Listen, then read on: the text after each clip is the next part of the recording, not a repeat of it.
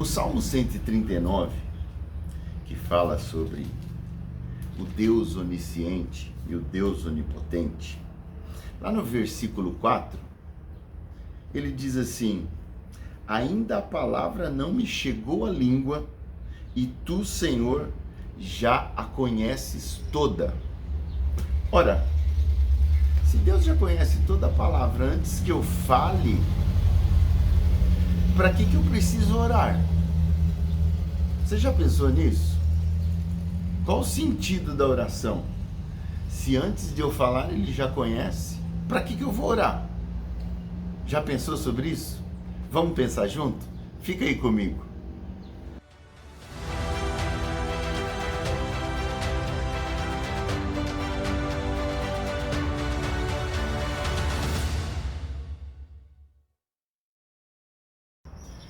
Bom dia!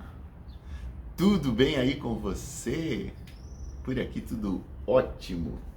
Prontos para mais uma semana abençoada pelo Senhor. Que Ele abençoe você, a sua casa, a sua família, seus filhos, seus projetos, em nome de Jesus.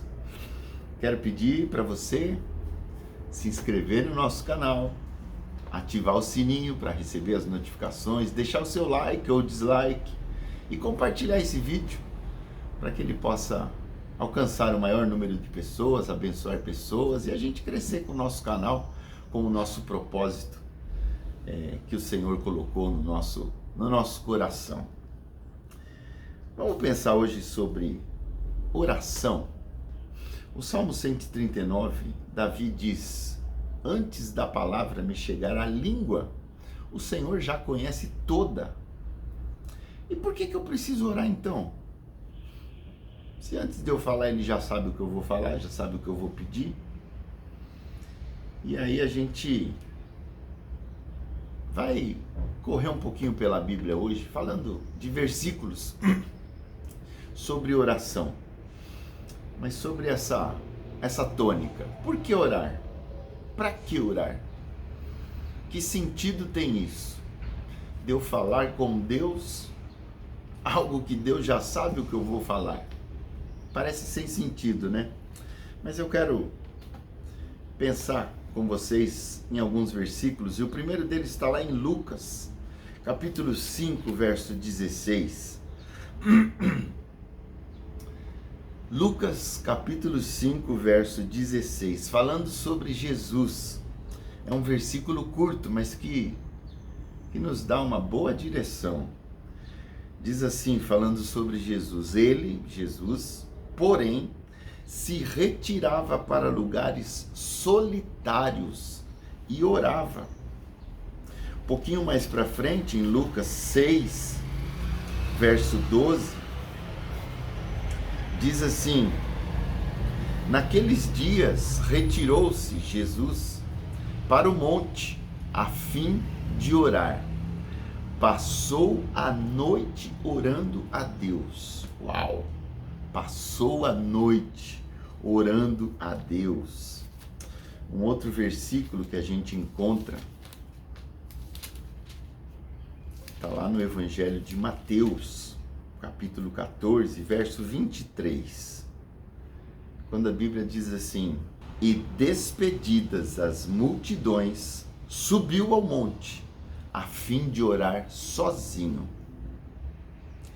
Em caindo a tarde, lá estava ele só. O primeiro motivo que eu encontro para a oração é a própria vida do Senhor Jesus. Chegando à seguinte conclusão: se Jesus, que era Jesus, orava, quem sou eu para não orar? Ainda que eu não tenha o porquê nesses versículos, mas a Bíblia diz que Jesus retirava-se e ia ter tempo a sós com o Pai em oração. Então, primeiro motivo para a oração: Jesus orava. E se ele orava, eu preciso orar. Outro verso que faz a gente pensar um pouquinho se encontra lá no na epístola de Paulo aos Filipenses, Filipenses 4:6. E aí a gente começa a trazer para a nossa realidade os motivos da oração. Ah, tá bom, Jesus orava, então eu tenho que orar, mas por que ele orava? Não responde, a Bíblia não fala sobre isso. Mas ele ia ao monte para ficar sozinho com o Pai. Momentos a sós de oração. Filipenses 4:6. Talvez você se encontre nessa situação aqui. A Bíblia diz assim: não andeis ansiosos de coisa alguma, de nada. Em tudo, porém, sejam conhecidas diante de Deus as vossas petições, pela oração e pela súplica, e com ações de graças. E a paz de Deus, que excede todo entendimento, guardará o vosso coração e a vossa mente em Cristo Jesus. Segundo motivo que eu encontro para orar, de acordo com Filipenses 4:6, para que eu não ande ansioso, para que eu leve cativa toda a minha ansiedade ao Senhor. Não ande ansioso, mas em tudo, porém, sejam conhecidas diante de Deus as vossas petições. O que você tem para pedir? Quais são as suas ansiedades? Entregue para Ele em oração. Então, o segundo motivo que eu vejo para a gente orar é para que a gente não fique ansioso. Não esteja ansioso. Caminhando um pouquinho mais para frente, Tessalonicenses 5:17. 1 Tessalonicenses, capítulo 5, verso 17. Olha que versículo curto, porém poderoso. 1 Tessalonicenses 5:17. Orai sem cessar. Uau! Mas como que eu vou orar sem cessar? Estou no trânsito, dirigindo, vou baixar minha cabeça e fechar os olhos? Orar sem cessar. Como que eu oro sem cessar? Desenvolvendo uma vida de comunhão e intimidade com o Senhor em todo tempo. Eu não preciso fechar os meus olhos para orar, eu não preciso estar de joelhos para minha oração ser válida, como algumas seitas por aí pensam. Eu preciso desenvolver um estilo de vida de oração. Em todo tempo, a minha mente está conectada com o Eterno, desenvolvendo um estilo de vida de oração. Em todo tempo, tudo que você for fazer, estar conectado com o Pai, em sintonia com o Pai, em oração. Então, o terceiro motivo que eu vejo para oração é para que a gente esteja sintonizado com o Pai, a ponto de, em todo momento que a gente precisar tomar uma decisão, a gente possa fazer a oração de Neemias, quando o rei pergunta para ele: o que queres que eu te faça? E ele diz: então orei ao Senhor e respondi. É a oração mais rápida da Bíblia, no meu modo de ver. Então, orar sem cessar comunica para mim uma intimidade constante, uma sintonia fina com Deus em todo momento.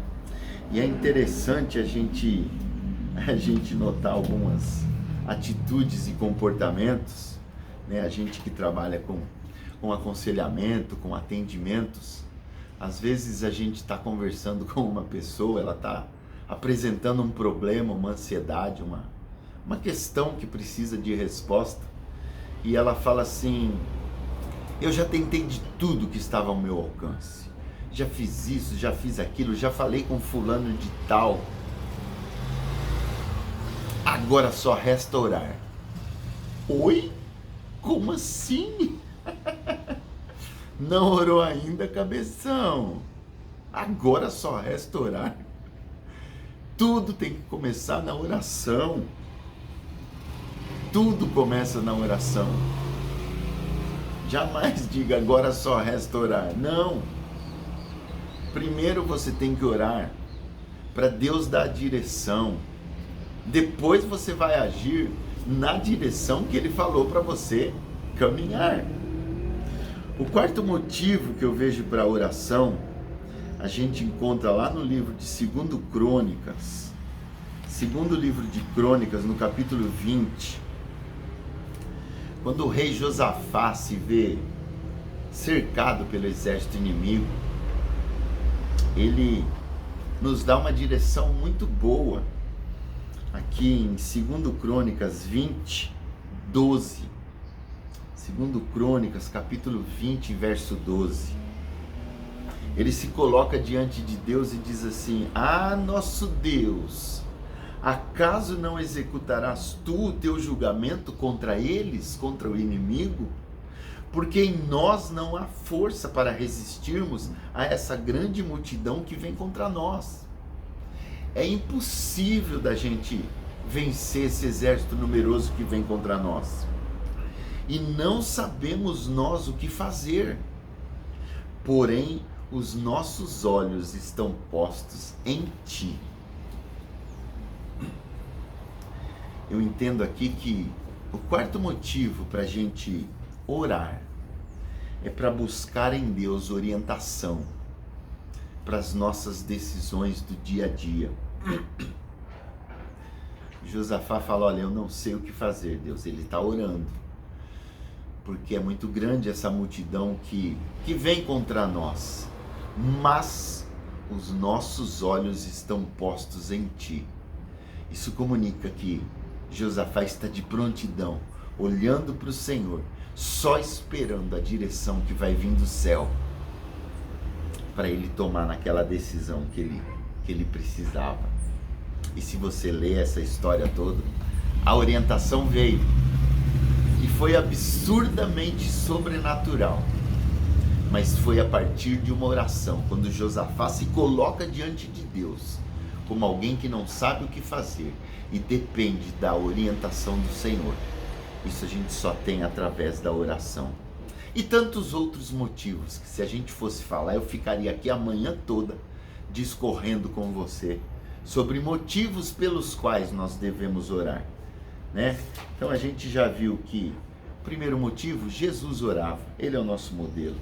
Uma oração sem cessar, para a gente não ficar ansioso, ter comunhão com o Pai e buscar orientação nas decisões que a gente precisa tomar diariamente, buscar no nosso Deus a orientação e a direção que nós precisamos tomar. Ok, entendido isso, como orar? É qualquer oração que Deus vai ouvir? Como que a gente ora? E aí também no segundo livro de Crônicas, a gente tem um checklist da oração. Segundo Crônicas, capítulo 7, verso 14, quando a palavra de Deus diz assim: se o meu povo, que se chama pelo meu nome, se humilhar e orar e me buscar e se converter dos seus maus caminhos, então eu ouvirei dos céus, perdoarei os seus pecados e sararei a sua terra. Não é de qualquer jeito. Entendendo que a oração não muda Deus, mas molda o meu caráter, eu preciso cumprir esse checklist que está escrito aqui em Crônicas. Se o meu povo, que se chama pelo meu nome, eu, você e eu, se humilhar, orar e me buscar e se converter dos seus maus caminhos, então eu ouvirei do céu. Perdoarei os seus pecados e sararei a sua terra. Como que está o seu checklist aí da oração? Está em dia? É um pacote. Tiago, capítulo 4, verso 3, também nos dá uma boa orientação do que a gente deve fazer na oração. Capítulo 4 de Tiago, verso 3 diz assim: pedis e não recebeis. Por quê? Porque pedis mal. para esbanjardes em vossos prazeres. Uma outra oração errada, quando eu peço para o meu ego, para esbanjar nos meus prazeres.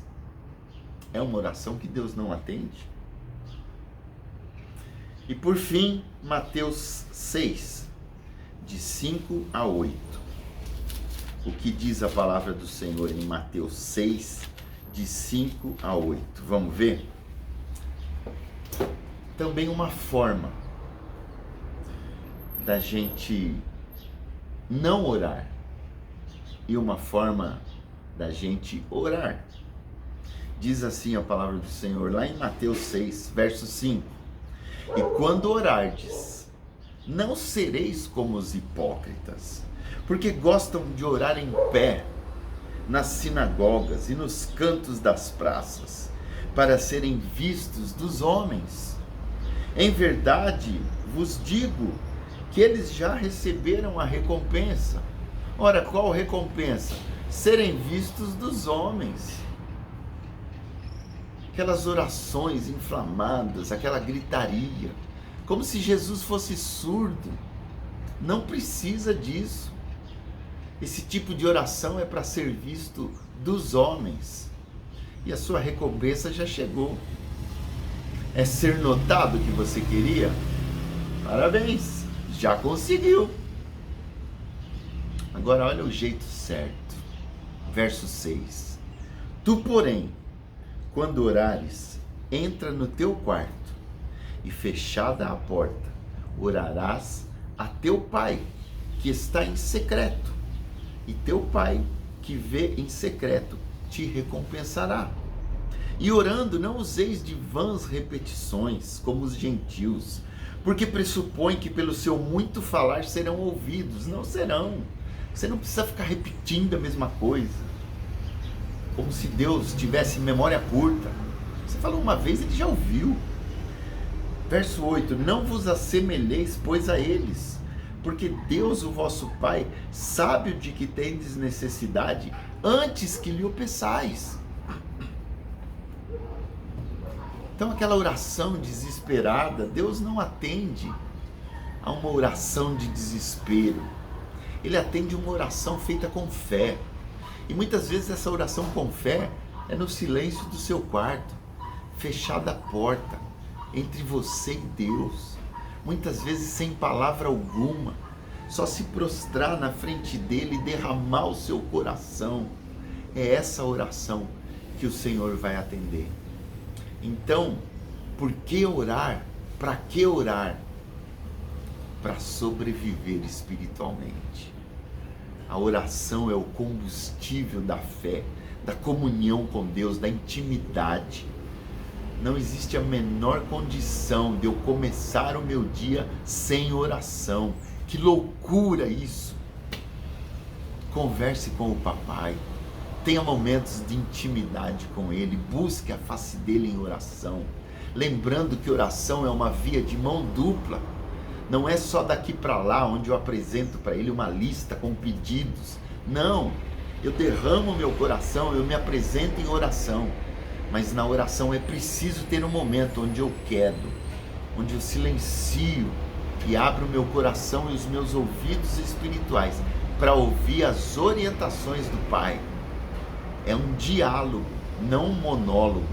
Eu falo, mas eu preciso aprender a ouvir, para só então tomar as minhas decisões, as minhas atitudes, a partir desse momento com o Pai. Se Jesus, que era Jesus, se retirava para o monte a fim de ficar sozinho e orar, que dirá nós, meus irmãos? É fundamental, é mistério que tenhamos tempo de oração com o Pai. Não perca essa essência. A oração é um presente que Deus nos dá, porque Ele nos ouve. Pensa nisso e que o Senhor te abençoe.